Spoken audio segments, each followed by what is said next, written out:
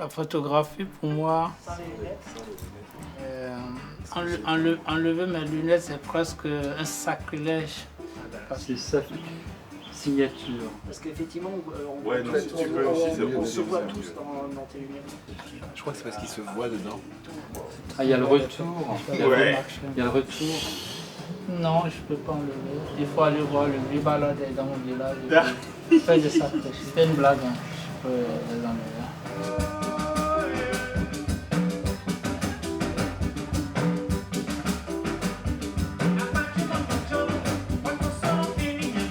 La photographie, pour moi, cette forme de se chercher. Alors, la photographie, pour moi, c'est l'histoire de ma vie. La photographie, c'est un médium d'expression artistique. Ah, le Bénin. Eh bien, c'est un coup de cœur énorme. C'est une découverte, c'est une façon d'être accueilli qui est absolument merveilleuse. Voilà, c'est vraiment un coup de cœur. Le Bénin, pour moi, est une terre de ressources. Ça me permet de me ressourcer spirituellement, physiquement et mentalement. Pour moi, c'est une découverte, un terrain d'exploration et aussi une chaleur au sens métaphorique et au sens réel du terme.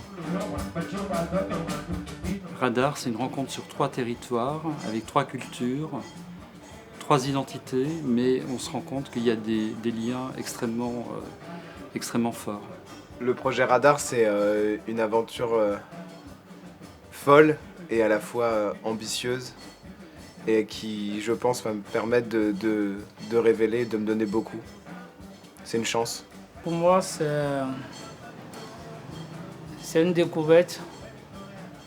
Ça me permet en fait de sortir de ma zone de confort et d'explorer quelque chose d'autre. Et c'est ce que j'aime dans mon travail et c'est ce qui me passionne avec le projet Radar. Puisqu'il faut rigoler, on va rigoler. Alors, notre rencontre avec Ishola, ça se passe dans un bus, ça se passe à Marrakech, et ça se passe en un quart d'heure. Et c'est tellement puissant que voilà, je suis là. La rencontre avec Damien, c'est assez étonnant, parce qu'on est sur le même territoire, on ne se rencontre pas. On se fixe un rendez-vous à Paris et il ne vient pas, mais la rencontre se fait au Bénin. Donc c'est assez étonnant. Gilles l'a dit, la première fois c'était à Marrakech. Ça s'est vraiment vite passé. Que j'ai même pas gardé en tête que j'ai fait une rencontre parce que c'est tellement vite fait. Et en plus, je rentrais sur Cotonou et lui il partait en France. Et donc c'était vite fait. Damien, je découvre Damien, j'ai entendu tellement parler de Damien. Et finalement, la rencontre s'est faite sur Cotonou. Et je pense que la photographie, c'est ça, c'est les rencontres qui permettent en fait de confronter les regards, de parler de nos vies et d'essayer de faire des choses ensemble. Ces choses ensemble, c'est de faire des photos ensemble, et de discuter de la vie simplement. Et c'est ces rencontres en fait qui nourrissent le travail. Et je pense que c'est des belles rencontres. Moi, j'ai rencontré Gilles et Ishola ici au Bénin, en même temps que le Bénin. J'ai rencontré 2 très grands artistes et je suis très honoré de partager ce temps-là avec eux. Et j'espère que tous ensemble, on va en sortir grandis. C'est vraiment une expérience totale et je suis content de tout découvrir en même temps et qu'on avance ensemble dans ce projet, ce qui donne du sens à la fois à ce voyage et à la fois au travail artistique qu'on propose ici. Alors les Black Santiago, pour moi, c'est vraiment une découverte totale. Il y a une puissance incroyable, il y a une énergie absolument phénoménale. Et il y a quelque chose, moi, qui me touche profondément, c'est-à-dire qu'il traverse le temps. Il y a une jeunesse, c'est incroyable. Quand on voit les musiciens, c'est absolument indescriptible. il y a une générosité dans leur musique, il y a vraiment une présence, une puissance. C'est phénoménal. Donc moi je suis absolument sous le charme et puis je trouve qu'il y a vraiment quelque chose par rapport à l'histoire du Bénin. Les Black Santiago, je les ai rencontrés d'abord à travers la remise, parce que ça fait presque 1 an que je travaille avec cette association. Et j'avais très hâte de les voir ici. Et je les ai vus à Paris pour la remise des trésors au Bénin. Et en fait, c'est en les voyant ici que j'ai compris ce que c'était que les Black Santiago. Et je suis heureux de voir qu'ils portent en eux un morceau de l'histoire de ce pays et qui m'aident à le découvrir, à le comprendre. Et j'espère qu'on va faire du bon travail avec eux pour continuer à les supporter, à les faire exister et à raconter leur histoire. C'est pour moi une source qui me renvoie en fait dans les années 60. Et c'est pas de musique, enfin ils font pas de musique qui date de mon époque, mais ça me renvoie en fait dans un passé. Et c'est ce que je trouve passionnant avec les Black Santiago. Et je ne les connaissais pas. J'ai entendu quelques morceaux de ce qu'ils font en musique. Et là, je les découvre. La dernière fois, je les ai vus jouer sur scène. Et c'est comme une forme de trance, que ce soit par rapport aux musiciens ou par rapport à ceux qui les écoutent. Et c'est ce que je trouve intéressant dans leur musique. Et les Black Santiago, ce n'est pas un groupe. Je pense que c'est beaucoup plus qu'un groupe de musique. Et c'est ça qui m'intéresse, d'aller regarder, de chercher à comprendre en fait au-delà du groupe qu'ils forment, de comprendre le personnage qui incarne chacun de ces musiciens à travers peut-être le leader du groupe ou le bassiste du groupe. Il y a quelque chose de mythique par rapport à ce groupe. Et comme moi je travaille beaucoup sur la mémoire, les archives, et quelque part la spiritualité se retrouve dans mon travail, ça m'intéresse d'aller vraiment à la rencontre de ce groupe et de chercher à comprendre ce qui les anime. Donc la suite pour moi, c'est difficile à imaginer parce que ici au Bénin c'est une expérience courte que dont j'essaie de profiter au maximum et donc d'essayer de pas trop me projeter. Et en même temps j'espère aussi que la relation avec Ishola et Gilles va évoluer à travers les 3 résidences et que ma pratique elle va évoluer aussi à travers ces 3 résidences. Donc c'est aussi ce que j'attends une évolution, un travail profond et un vrai effort artistique qui va, j'espère, justifier en fait tout ce projet et tout le sens qu'on a mis dedans. Voilà. La suite vraiment, pour moi, c'est de continuer à chercher et à creuser par rapport aux 3 projets qui sont en cours, notamment à partir du projet des Black Santiago. Picardie Hall, pour moi, ça va être une découverte. Donc, je ne me projette pas. J'attends de faire la découverte et puis voilà, de suivre en fait le courant tout doucement. La suite donc de ce dispositif, en fin de compte, moi je l'imagine très bien avec Damien et Ishola, donc connaissant un peu maintenant leur positionnement artistique. Je trouve qu'il y a vraiment quelque chose de très complémentaire au niveau de nos travaux respectifs. Et j'imagine très bien la concrétisation de l'ensemble du dispositif et la richesse qui va être restituée à ce moment-là. Merci pour tout, parce que je tenais à te le dire, à toi et à Damien, mais surtout toi, parce que tu as permis cette connexion entre Damien et Alain. Et c'est là, en fait, les bonnes choses se réalisent. Les bonnes choses ne sont pas dans les discours, je le pense. Parce que notre rencontre, moi je dirais même c'est en moins de 5 minutes. Ça s'est fait. Et derrière ça, il y a beaucoup de choses maintenant qui se passent. Il y a beaucoup de projets.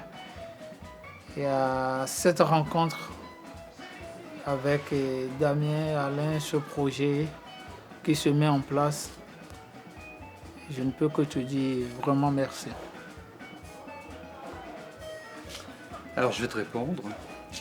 En fin de compte, je vais te renvoyer le remerciement parce que pour la petite histoire, à Marrakech, donc on s'est rencontrés à Marrakech. On s'est rencontrés le dernier jour, le dernier soir dans le bus. Le bus ramenait les photographes à leur hôtel et moi j'aurais pu rentrer à pied. Il y avait, voilà, mais je voulais, de tout le séjour à Marrakech, je voulais rencontrer un photographe dont j'avais vu le travail, que je n'arrivais pas à identifier. Et donc, les choses se sont faites de façon très naturelle. Je suis monté dans le bus, je suis allé m'asseoir à côté de lui et je lui ai demandé s'il connaissait Ishola Apo. Et il m'a regardé, il m'a dit oui, c'est moi. Voilà. Donc la connexion s'est faite à travers son travail, c'est-à-dire son travail d'auteur. J'avais vu à ce moment-là, j'avais un commissariat d'expo à Marrakech. J'avais vu beaucoup de travaux, etc. Et on en a souvent discuté. Beaucoup de gens qui sont excités d'exposer, de montrer, etc. Qui en rajoutent, comme on dit. Et il y avait un silence, il y avait un trou pour moi. Parce que j'avais vu son travail et vraiment je voulais identifier qui était à l'origine de ce travail. Voilà. Et donc la rencontre s'est faite de la façon la plus simple, donc la plus efficace, puisqu'il n'y avait ni présentation, il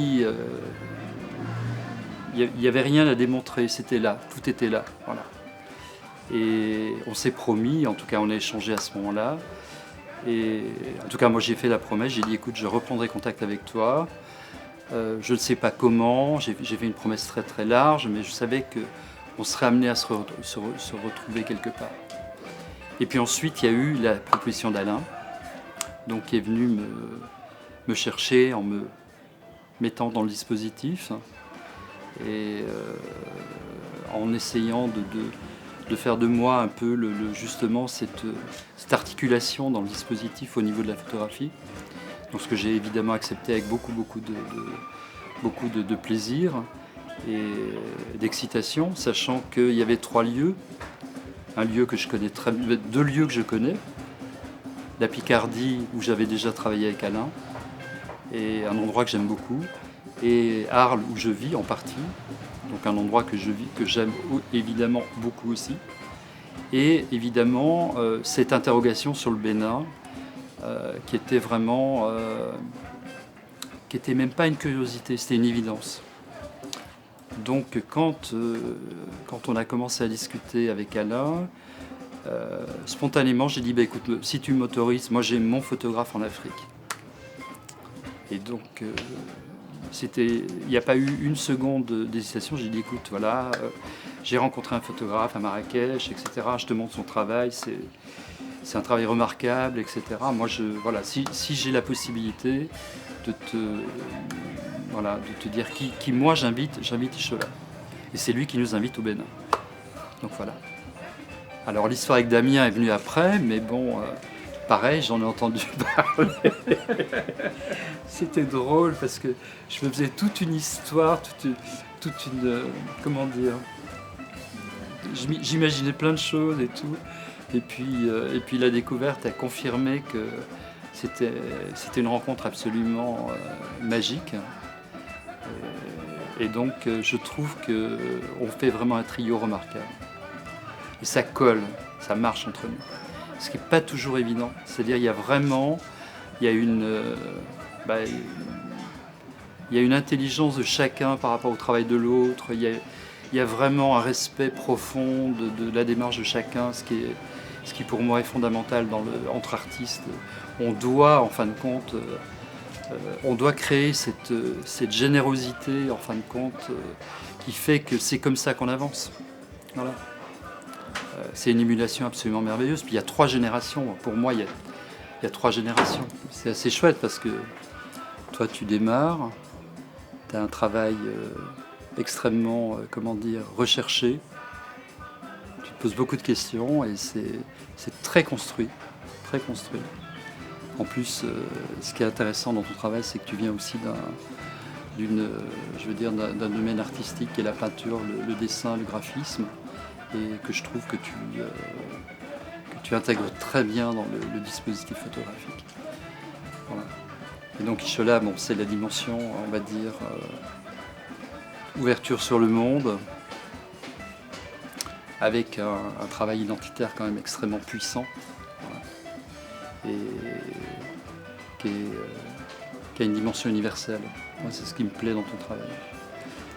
Quant à moi, vous en parlerez, mais bon, moi, je suis le vieux sage, le vieux beau, comme il m'appelle. Et donc, du coup, moi, je me sens très, très bien. En fin de compte, ça me redonne une vigueur, une jeunesse au niveau de cette rencontre. Et c'est vrai que moi j'adore travailler avec des jeunes photographes, j'adore travailler avec des jeunes en général, parce qu'il y a quelque chose de la découverte de l'énergie.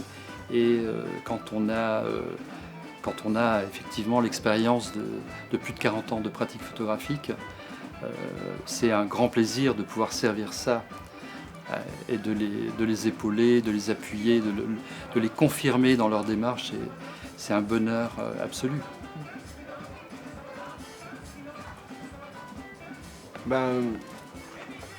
Moi, en fait, j'apprends beaucoup déjà avec toi, Gilles, parce qu'on sent que tu as ce plaisir à vouloir partager et que moi, j'ai clairement cette envie d'apprentissage technique et aussi de confirmation des questions que je peux me poser sur ce que je dois réaliser, sur comment le réaliser, etc. Alors, tu m'apportes pas les réponses, tu me montres un peu les portes et ça, c'est vraiment apprécié. Ishola, j'aime beaucoup ton énergie en fait, tu m'apaises énormément et ça m'aide à faire aussi le tri moi dans ma tête parce que j'ai un peu envie de tout le temps, de tout créer, de tout faire, etc. Je suis vraiment acharné et cette lenteur que tu acceptes et que tu mets dans ton travail, ça me nourrit beaucoup. Et je crois que j'ai compris qu'on marchait très bien tous les 3 au moment où on a commencé le stage en fait. Parce qu'en fait dans le discours qu'on avait ça s'est automatiquement emboîté. J'ai senti la réception des autres photographes qu'on avait en formation, enfin en tout cas en échange. J'ai senti que la réception fonctionnait et que c'était parce que ça fonctionnait aussi entre nous qu'on avait réussi chacun à prendre sa place dans cette posture là. Donc c'est quand même la preuve qu'on va pouvoir travailler 3 mois ensemble. Et ce que j'aime aussi beaucoup c'est qu'on rigole bien. C'est vraiment important pour moi. C'est vraiment important pour moi. Si on fait les choses sans rire, on les fait qu'à moitié. On les fait qu'à moitié, exactement. Moi, je pense même que travailler sans pression, c'est la meilleure des choses. Et c'est pour ça, d'ailleurs, on est des artistes. Parce que dans la pression, il n'y a pas d'inspiration. Si tu dois te mettre dans la pression pour travailler, autant aller travailler dans une chaîne industrielle et puis à chaque fois tu es sous pression de produits. Nous sommes plutôt ces personnes-là qui portent le monde, si je peux l'exprimer ainsi. Je suis absolument d'accord. On porte le monde, donc c'est Alain qui me disait tout à l'heure, nous les artistes, on est déjà égoïste. Et donc, si en plus de ça, il faut se mettre encore là. Et je pense que c'est, quand tu dis on est égoïste, c'est par rapport à ça, parce qu'on prend le temps de regarder le monde et d'écrire en fait. Ouais, moi j'ai une phrase qui me va très bien, on est hors du monde pour être dans le monde. Je crois qu'on ne peut pas faire autrement. On doit s'extraire du quotidien, des contingences, etc. Du temps, la notion temporelle, qui est en plus vraiment l'élément fort de la photographie. Ça, c'est le noyau même Voilà, de... absolument. Donc tout tourne autour de ça. Et c'est vrai que quand on est dans une urgence, dans une pression ou une demande extérieure qui vient complètement nous perturber, en fin de compte, ce qu'il faut arriver à maintenir, c'est justement cette liaison très fine entre l'extérieur et notre intérieur. Et ne pas que l'un vienne interférer l'autre. Par contre, quand l'intérieur a bien capté le message, en tout cas l'idée ou la chose, l'obsession, on en parlait tout à l'heure de l'obsession qui nous habite tous, et que d'un seul coup on arrive à la concrétiser, à la réaliser, à la produire et ensuite à l'exposer au monde, là on est en liaison, évidemment, tu as raison, on est le monde, on devient le monde, on change le monde. Moi, je pense que l'artiste c'est quelqu'un qui à son tout petit niveau, avec sa toute petite pierre artistique, change profondément le monde. Moi je suis convaincu de ça. Sinon ça ne m'intéresse pas. Bah oui, c'est pour ça, d'ailleurs, moi, par rapport à mes projets photographiques, je prends énormément du temps. Je passe sur des mois. Je peux partir sur 12 mois comme je peux partir sur 18 mois. D'abord, comme Alain et Gilles l'a dit, c'est deux mondes en fait. Donc moi j'appelle ça le monde du visible et de l'invisible. Donc on est entre les deux. Et moi, la partie invisible dans la photographie m'intéresse beaucoup. Et avec mon objectif, je rends en fait ce qui est invisible au visible, tout simplement avec mon sujet. Et Gilles disait, racontait une histoire la dernière fois où il disait qu'il passait dans une rue à Paris et il a vu une boîte qui était écrasée au pied d'un immeuble et il a sorti son appareil photographique, il a photographié. Alors que les gens passent dans la zone, ils passaient dans la zone, les ouvriers travaillent là, mais ils ne l'ont pas vu. Donc ce truc est presque dans l'invisible. Mais lui, avec son appareil, il a ressorti et c'est à peu près ce que je fais aussi dans mon travail. Les petites histoires que personne ne voit ou n'entend, ou même les gens ignorent, avec mon appareil photo, j'essaie de ressortir ça. Et je pense que c'est le lien qui est entre nous trois, entre nos travaux. Voilà, c'est ce lien qui est entre nos travaux. C'est vrai que pour la question de l'art en général, pour ma part, je sais pas quelle utilité elle a pour le monde, mais je sais quelle nécessité j'ai moi de la pratiquer. Et j'aime souvent le dire, je pense que c'est une forme de magie, d'arcane, qu'on travaille tout le long de notre vie. On devient cette chose et on devient capable de capter certaines choses de l'invisible, comme tu le disais. Et puis aussi, il y a le véritable plaisir de l'entraînement technique, de la compréhension technique de son médium, même si c'est pas central dans la démarche, je veux dire, c'est quand même quelque chose il y a une forme de méditation dans l'entraînement, dans la compréhension, dans ce travail, qui en fait justifie de notre créativité, parce que je pense que l'art, c'est pas des idées. Parce que des idées, on pourrait inventer une machine demain qui génère des idées. L'art, c'est la concrétisation de ces idées à travers une démarche et à travers un travail. Et c'est aussi à travers du plaisir, mais ça peut pas être du plaisir sur toute la longueur, ça doit être l'expression de ce qu'est un humain, de ce qu'est un homme, puisque c'est les hommes qui pratiquent l'art, c'est-à-dire dans toute sa difficulté, dans toute sa complexité. Il y a des matins où c'est très difficile de lutter contre l'extérieur et de me dire que je dois continuer, garder le cap et que c'est ça que je dois faire, parce que je dois faire des sacrifices, parce que je dois faire des choix qui sont radicaux et de plus en plus radicaux en vieillissant. Et en même temps, quand je me retrouve dans des projets comme ça, avec des gens de cette spiritualité-là, je suis juste convaincu que j'avais raison, quoi. Et Et peut-être si j'avais fait d'autres choix, aujourd'hui, je serais quelqu'un de riche. Mais en fait, finalement, c'est pas l'argent qui m'intéresse, c'est réellement la richesse. Et la richesse des gens, des choses. Et voilà. 3 choses. Tu parles de l'utilité de l'art. Il n'y a pas d'utilité dans l'art. Parce qu'en fin de compte, ça sort de toute réflexion justement utilitaire. Ce qui est absolument fondamental dans l'art, c'est ce que ça peut donner, je pense, à quelqu'un que tu ne connais pas, une capacité de changer son monde, de voir le monde, lui, avec un nouvel œil, de regarder le monde autrement. Et ça change une vie. Ça peut changer complètement toute une façon de conceptualiser le monde. Moi, je dirais même que ça soigne en fait le monde. Exactement. Mais Ça soigne. tu anticipes mon propos, mais c'est exactement ça. Je pense, parce qu'il y a aussi la dimension spirituelle, et ça on la partage.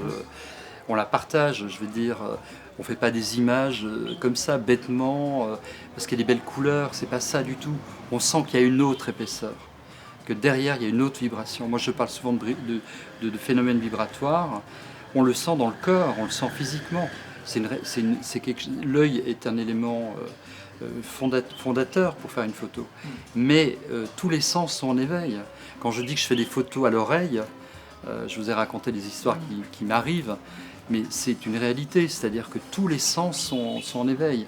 Et donc il y a un phénomène évidemment ou de concentration ou de total détachement. Donc on peut aussi effectivement imaginer cette dimension purement spirituelle, c'est-à-dire que vraiment on n'est plus matériel, on est immatériel.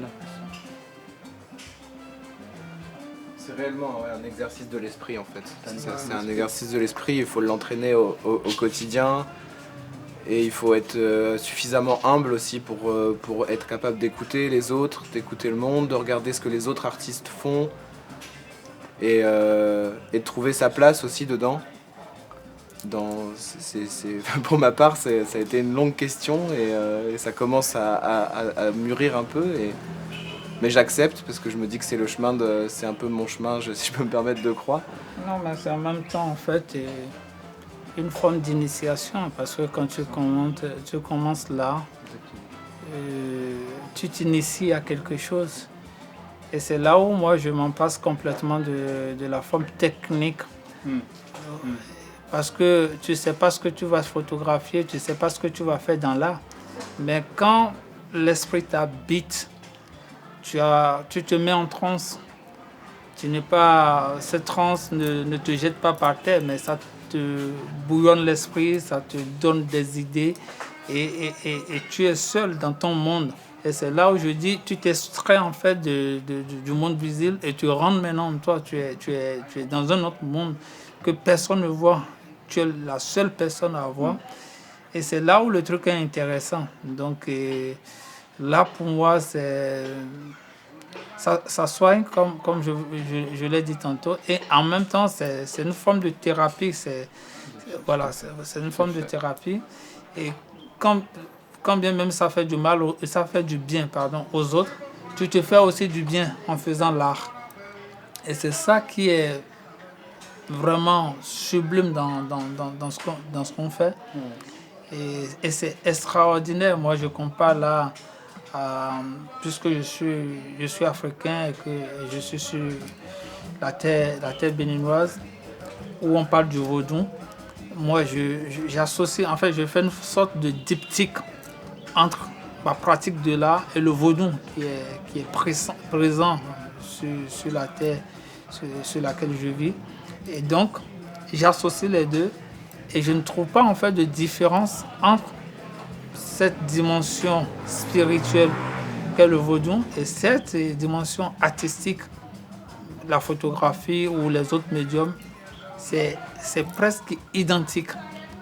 Seulement que le seul sacrifice qu'il faut faire ici, c'est de te laisser complètement aller sans précipitation, de te laisser aller au gré du vent, comme si je peux le dire ainsi, et travailler tout doucement. Et c'est le médium ou même la forme artistique même qui se dessine en toi. Toi, tu ne le dis pas. Il vient tout simplement. Moi, par exemple, j'étais graphiste comme toi. J'étais infographiste où j'ai travaillé dans les grosses agences de communication ici à Cotonou. Mais quand l'art est arrivé, le côté artistique est arrivé, il m'a extrait en fait. Il m'a mis de côté. Il m'a dit, tu fais des photos, je fais des photos. Et aujourd'hui, j'associe d'autres médiums à mon art. La sculpture, le dessin, alors que je ne sais pas le faire.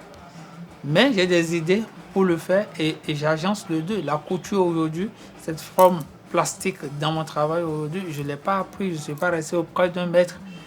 Et c'est là où je trouve réellement en fait que l'art, ça a une dimension spirituelle qu'on ne peut même pas comprendre. Et c'est pour ça aussi, je dis, dans l'art, il n'y a pas de grand, il n'y a pas de petit. Quand le génie t'habite, il t'habite. Et tu peux commencer aujourd'hui et être plus talentueux que celui qui a commencé il y a 40 ans. Parce que là, ne dis pas, ne regarde pas en fait dans l'âge de la personne, mais regarde comment tu peux l'exploiter. Je ne sais pas si je m'exprime bien. Dans la sincérité. Voilà, dans la sincérité. Dans la sincérité. Oui, non, je pense qu'il y a une forme d'honnêteté dans sa pratique. Et pour en revenir à la dimension que Damien questionnait sur la pratique et sur le matériel, puisqu'on passe par, pas obligatoirement, puisqu'il y a des techniques, on peut utiliser la photographie sans appareil photo, mais bon, les pratiques que nous avons, on utilise du matériel. C'est quelque chose qu'il faut absolument, totalement, c'est comme un maître artisan, une fois que c'est réglé, on peut rentrer dans la création. Quelqu'un qui sait très bien coudre peut après se lâcher et faire des fausses coutures, mais c'est autre chose. Les gens vont dire « Ah, c'est pas bien cousu ». Je vais dire « Mais regardez, c'est autre chose. On est dans une troisième dimension. » Donc, effectivement, il ne faut pas que ça soit une limite. Mais il ne faut pas que surtout pas que ce soit présent dans le travail de l'auteur. Il ne faut pas qu'on ressente. En tout cas, moi, ce qui me gêne profondément dans des travaux que je vois, beaucoup de propositions photographiques, je ressens tout de suite le dispositif, la technique, etc. Et donc je ne suis pas en connexion directe avec le travail artistique. Ça me gêne. Par contre, tout est permis, tout est absolument ouvert. Il n'y a pas comme tu le disais, il n'y a aucune hiérarchie. C'est pas l'âge qui fait la qualité du travail d'un artiste. Mais par contre, je pense quand même, vraiment, en tout cas moi c'est ce que je défends dans mon domaine, dans mon activité, il faut pratiquer, il faut travailler, c'est du travail. Souvent on nous dit « Ah, vous les artistes, etc. » Voilà, c'est dilettante, c'est quand ça vous arrange et tout, parce que l'exemple même, toi qui travailles sur un temps long, avec une réflexion, une documentation, des recherches, tu fais un vrai travail de recherche. Donc il y a une dimension effectivement qui n'est pas dans la pratique pure de la photographie, mais la photographie ne peut pas exister s'il n'y a pas ça. Et moi je pense que c'est assez marrant parce que moi je fonctionne presque à l'inverse d'Ischola. Moi j'ai une réflexion tellement tout le temps, tous azimuts au niveau de l'image, que c'est pour ça que j'ai toujours un appareil photo avec moi, parce que comme je dis, c'est la rencontre. Et moi ce que j'aime dans la photographie, c'est la rencontre. C'est la rencontre avec un endroit qu'on n'a jamais vu ou un endroit qu'on voit tous les jours. Et puis à ce moment-là, moi tous les jours par exemple, sur mon territoire, sur Arles, je fais des photos. Tous les jours. Je m'oblige absolument pas. Mais je fais au moins une photo. Et des fois je me dis, mais c'est pas possible, je ne suis jamais passé là. C'est à 200 mètres de chez moi, je ne suis jamais passé là, j'ai pas vu ça. J'ai pas vu ce truc installé, c'est une installation. Quand je dis regardez, c'est des installations d'art contemporain, je vous le dis tout le temps, c'est plus une palissade, c'est quelque chose de beaucoup plus grand qui est là, qui s'offre à notre regard. C'est à nous de le magnifier, d'en faire quelque chose. Tout est là, pas besoin de courir le monde. Nous on a la chance d'être au Bénin aujourd'hui, de faire une découverte merveilleuse, mais moi je crois qu'il n'y a pas de territoire. Moi je pense qu'il n'y a pas de territoire. Il y a un territoire mental. C'est ça qu'il faut arriver à mettre sur le papier, au mur, proposer au monde. Voilà. Mais comme pour faire ce parallèle, là, moi je viens de la peinture. Et c'est vrai qu'en peinture, il y a cette dimension où on jette pas. Enfin, au début, je le faisais, mais je veux dire, aujourd'hui, je me jette pas dans la peinture dès que j'ai une idée de faire une peinture. En fait, je vais d'abord la noter, l'écrire, etc. Et en fait, il y a vraiment cette notion de prendre le temps et de garder la concentration. Puisqu'en plus, c'est un temps très long de peindre quelque chose, de travailler sur et en fait, j'essaie de sentir le moment où j'ai l'énergie suffisante pour le faire, de m'y mettre à ce travail et de maintenir. Et en fait, je cherche pas à avoir l'explosion d'inspiration. À ce moment-là, je cherche pas à voilà, ressentir à fond. Je vais juste chercher à garder la bonne énergie que j'avais au départ, de garder mon idée et de la tenir au bout du pinceau. Et à prendre aussi ce recul. Et la photographie, je l'ai rencontrée comme ça. Moi, quand je photographie, et c'est pour ça que je trouve qu'on marche bien tous les trois, c'est que quand je photographie, je suis à mi-chemin entre le travail d'Ishola et le travail de Gilles. C'est-à-dire que moi, j'envisage déjà comment ça devient un matériel plastique, qu'est-ce que je vais intégrer dedans. Je photographie finalement des choses qui sont pas dedans et j'imagine déjà redessiner dedans, la réutiliser, la réemprunter, etc. C'est-à-dire ce que fait Ishola, mais dans la façon d'avoir l'appareil photo tout le temps sur soi pour avoir cette rencontre avec le monde de la façon dont tu le fais. Donc c'est assez rigolo quand les choses s'alignent comme ça. Ouais. Et sur la notion de temporalité par rapport à l'auteur, moi je trouve que c'est une notion, on a beaucoup discuté avec Ishola, avec Damien aussi, et on est absolument, je crois qu'on est en concordance, c'est le cas de dire, il y a la concordance des temps, c'est-à-dire qu'on se rend compte d'une chose, c'est qu'une œuvre elle se fait sur la durée, mais pas que. L'œuvre en elle-même, l'autonomie de l'œuvre se fait sur la durée.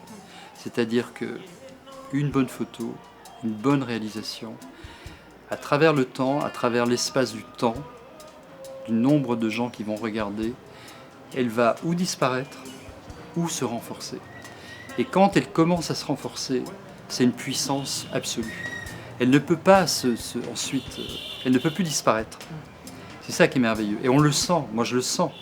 Quand je fais mes choix de photos, et des fois on me dit pourquoi tu as choisi cette photo. Je dis on en reparlera dans 10 ans. Voilà. Et c'est vrai que 3-4 ans après, quand je vois la photo que j'ai faite, je me dis comment j'ai pu faire un truc pareil. Une simple photo. Et cette notion de temporalité, pour moi, elle est fondamentale. C'est-à-dire qu'à un moment donné, on arrête un monde, on crée un monde. Et l'appareil photo a une puissance incroyable, c'est-à-dire qu'en une fraction de seconde, il fige quelque chose, qui est une construction qui vient de très loin, donc il fait effectivement questionner nos mémoires profondes. Moi, je travaille beaucoup sur les mémoires profondes. Et c'est vrai que c'est absolument évident quand on voit la photo. Et puis moi, j'aime cette latence, ce temps de développement, ce temps de révélation. Tu parlais de la révélation tout à l'heure. Ce temps, la question de l'argentique par rapport au numérique, qui est aussi une question fondamentale. Aujourd'hui, dans les pratiques des jeunes photographes, énormément de jeunes photographes retravaillent en argentique. C'est pas pour faire genre, c'est parce qu'ils ont compris que l'argentique, c'était un autre temps. C'est d'un autre temps, pas un temps ancien. C'est un temps en devenir. Je rebondis sur ce que tu disais, Gilles, sur le temps et la temporalité. Je pense qu'aujourd'hui, avec Internet, les réseaux sociaux, etc., on a l'impression, et déjà qu'en tant que jeune artiste, on tombe dans cet écueil-là. Mais on a l'impression qu'on doit très vite montrer, très vite publier, etc. Et que finalement, en fait, notre art et notre création devient inconsommable comme un autre. Et mon père me disait cette phrase très vraie quand j'étais jeune. Il me disait « si c'est gratuit, c'est toi le produit ». Et un jour, je me suis rendu compte, il y a peut-être 3 ans de ça, que je produisais pour Instagram, en fait, que je ne produisais pas pour moi. Et de là, j'ai fait ce pas de recul et en fait, depuis que je suis dans cette démarche-là, je découvre ce que ça veut dire vraiment le temps de la création qui est très très vrai. Et j'ai des peintures chez moi, j'ai des photographies chez moi qui sont posées chez moi et elles vont prendre le temps qu'elles veulent avant de sortir d'ici. Elles sont là et elles sont faites et un jour quelqu'un viendra et un jour j'en parlerai et un jour etc. Mais finalement, en fait aussi, dans mon cas, j'ai même choisi de faire un travail qui n'a rien à voir avec l'art, en fait, juste pour être tranquille avec l'art complètement, c'est-à-dire me sortir du besoin financier que ça peut représenter, me sortir de devoir nourrir quelqu'un ou ma famille ou quoi avec l'art.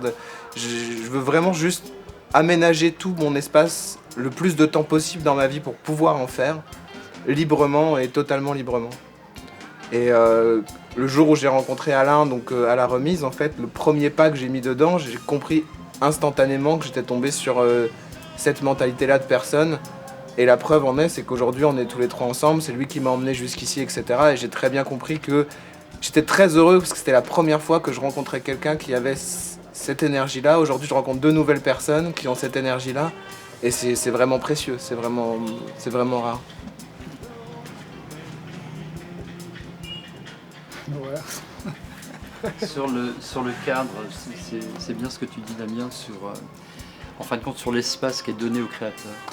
Ça, c'est une chose qu'on n'aborde pas souvent et qui est vraiment pourtant fondamentale.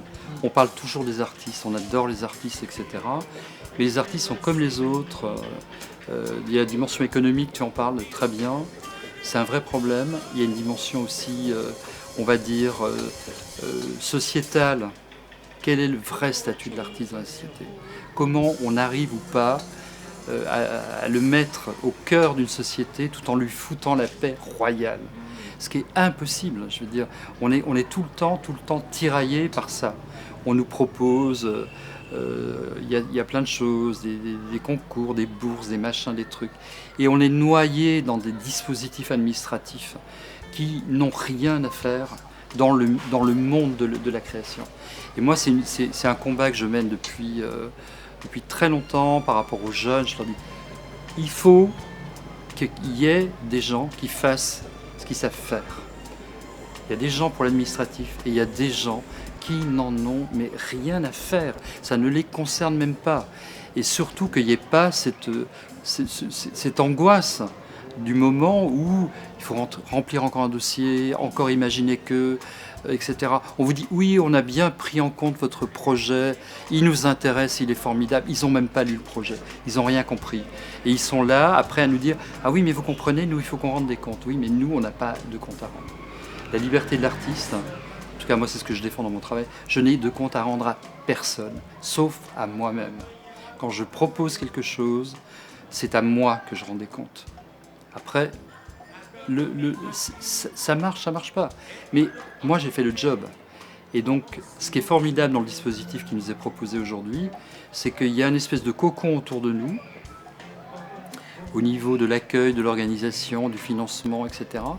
Et en fin de compte, on est dans une bulle où on se sent mais vraiment très à l'aise. Et ça, c'est extraordinaire parce que c'est là qu'on peut produire quelque chose d'intéressant. C'est là qu'on peut montrer ce dont on est capable. Et c'est ça qu'il faut mettre à disposition des artistes. Voilà. Ou alors l'artiste, il est seul dans son coin, il crève la dalle, il décide de pas avoir de famille, pas de maison, rien du tout. Il fait une œuvre magique, magnifique et tout, mais il n'existera pas de son vivant, il ne sera pas reconnu. Donc voilà, très bien, formidable. Passé, il n'y a rien à voir. Et puis il y a l'artiste comme Michola qui, lui, affronte la réalité, met la barre très haute, juste à la bonne hauteur, pas plus haute, pas plus basse, juste à la bonne hauteur, pour dire à tout le monde, écoutez, si vous voulez me suivre, il va falloir passer par là. Et ça, je trouve ta démarche, je te l'ai déjà dit beaucoup de fois, je trouve ta démarche absolument, mais non seulement courageuse, mais juste, simplement juste. Tu redis simplement ce qu'il faut faire. Et qu'est-ce que c'est qu'un artiste ? Donc ça, pour moi, c'est ce qu'on devrait tous faire. Si on faisait tous la même chose, peut-être qu'effectivement, il y aura un rapport différent à l'art, il y aura un rapport différent. Les jeunes auraient envie de plonger dans les activités artistiques, devenir des créateurs, devenir eux-mêmes des artistes. Mais effectivement, quand on voit la dimension extérieure et cette espèce c'est pas un mépris, c'est plus que ça. C'est une façon de dire bon ben voilà, il y a des artistes, c'est des artistes. Tout est dit. Voilà. Laissons-les s'amuser. Ouais, ce que tu dis c'est très drôle. Laissons-les s'amuser. Je le dis souvent, même pas plus tard que hier nuit, je le disais à quelqu'un.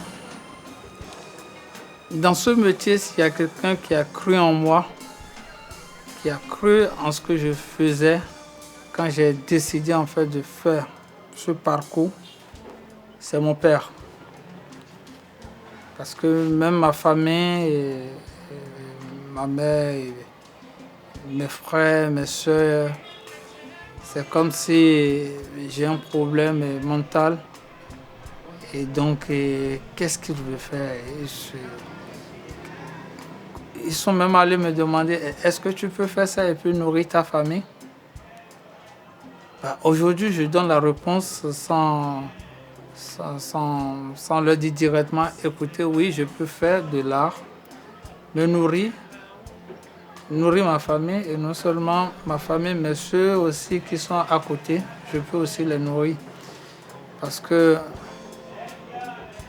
je pense que c'est pour ça que je dis, l'art, ça soigne. Je me suis retrouvé en tant qu'artiste et ça a soigné beaucoup de mots en moi. Ça m'a permis de me connaître, de savoir qui j'étais. Parce que j'étais perdu. Aujourd'hui, quand je prends du recul et puis je regarde, j'ai pas encore eu des châteaux, j'ai pas encore eu des avions. Mais quand je prends du recul et je regarde, je suis quand même content de passer par la photographie, de passer par là et de pouvoir me réaliser. Je ne cherche pas, comme Damien l'a dit, être riche ou avoir une fortune dans ce que je fais. Mais toute la richesse aujourd'hui, c'est de laisser des traces, de pouvoir laisser des traces.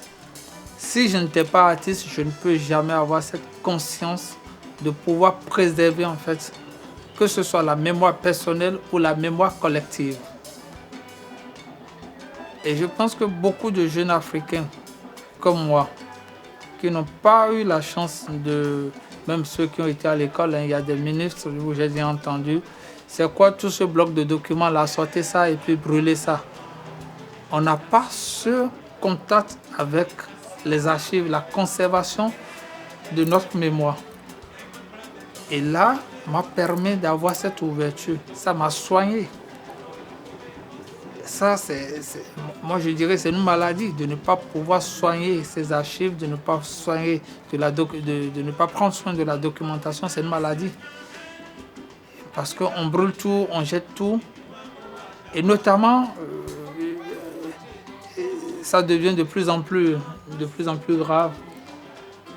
Et les jeunes aujourd'hui, tout ce que je leur demande en fait, c'est de pouvoir prendre conscience de cela.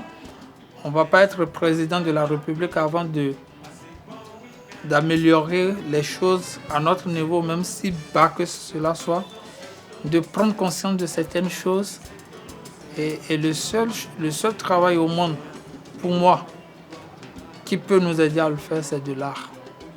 Que tu sois sculpteur, que tu sois vidéaste, que tu sois photographe, tous les médiums, c'est le seul travail au monde qui peut ouvrir nos consciences et d'arriver à faire des choses extraordinaires.